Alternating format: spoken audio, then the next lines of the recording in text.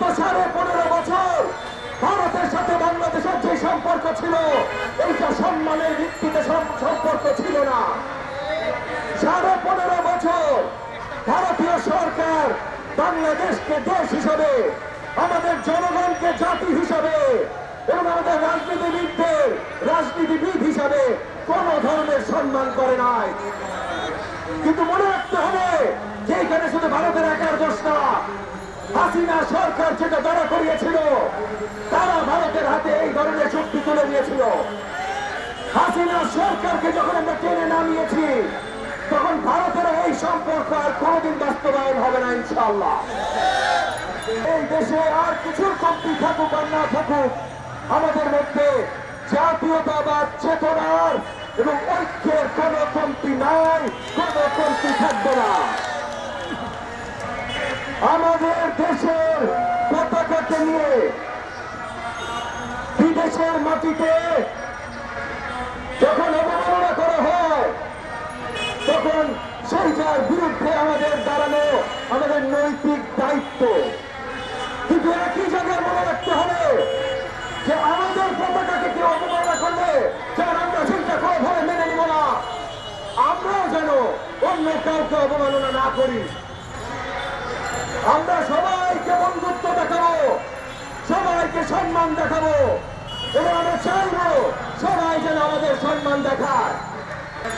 তো ভারত এখন বোধহয় বুঝতে শুরু করেছে।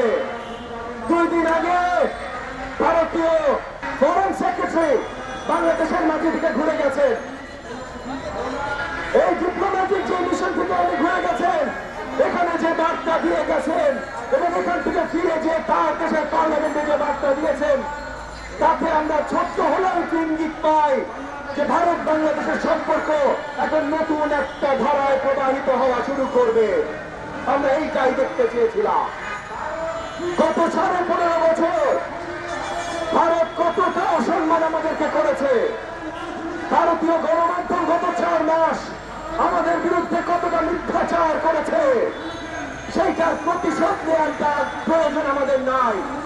আমাদের যেটা প্রয়োজন সেটা হলো প্রতিরোধ করবা। প্রথমত পরিষ্কার বিশ্বের সবাইকে জানিয়ে দিতে হবে যে বাংলাদেশের বিরুদ্ধে কেউ যদি অবস্থান নেন, সেইটা প্রতিরোধ করবার জন্য 18 কোটি বাংলাদেশের রক্ত দিতে আমরা রাজি আছি। কাউকে এই দেশের সভরেন্টি নিয়ে প্রশ্ন তুলতে আমরা দেব না। বাংলাদেশকে নিয়ে যখন মিথ্যাচার হয়, সেইটার বিরুদ্ধে শক্তভাবে আমরা দাঁড়াবো এবং আমরা দাঁড়িয়েছি। অন্তর্বর্তীকালীন সরকারের কাছে আমরা আবেদন করেছি যেন আরো শক্ত পদক্ষেপ নেওয়া হয় বিশ্বব্যাপী এই মিথ্যাচার রুখে দেওয়ার জন্য।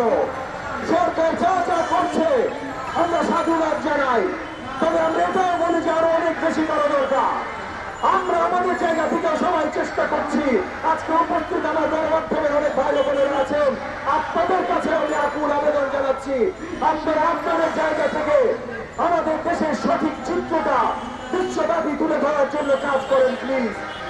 বিশেষ করে বিদেশি ভাষায় পশ্চিমা দেশগুলোকে তুলে ধরাটা সবচেয়ে বেশি গুরুত্বপূর্ণ। এখন ভুলে গেলে চলবে না যে ভারতের মিডিয়া যেমন আমাদের বিরুদ্ধে কথা বলছে, বিজেপি সরকার যেমন আমাদের বিরুদ্ধে দাঁড়াতে চেষ্টা করছে, ভারতের জনগণ কিন্তু বিজেপি সরকার না। ভারতের জনগণ কিন্তু জুলাই আগস্ট মাসে আমাদের জন্য মিছিল করেছে। ভারতের বড় বড় বিশ্ববিদ্যালয় থেকে লম্বা লম্বা হাসিনা বিরোধী মিছিল বেরিয়েছে। আমরা যেমন করেছি, আমাদের সাথে সলিডারিটিতে ভারতের তরুণরাও করেছে।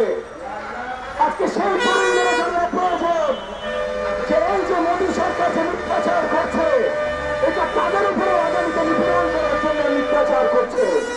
শুধু বাংলাদেশের বিরুদ্ধে না, কিন্তু বাংলাদেশের বিরুদ্ধে যখন ভারতের সরকার এবং হাসিনা নিপীড়ন করেছে, তখন বাংলাদেশের জনগণের জন্য ভারতের যে তরুণরা রাস্তায় নেমেছে, সেই তরুণদের থেকে মোদী সরকার ভয় পেয়ে গেছে। সেই তরুণদের থেকে মোদী সরকার ভয় পেয়ে গেছে যে হাসিনার বিরুদ্ধে যদি নেমে তরুণরা হাসিনাকে নামাইতে পারে, তাহলে আমার বিরুদ্ধে তরুণরা নেমে আমাকেও নামাইতে পারে।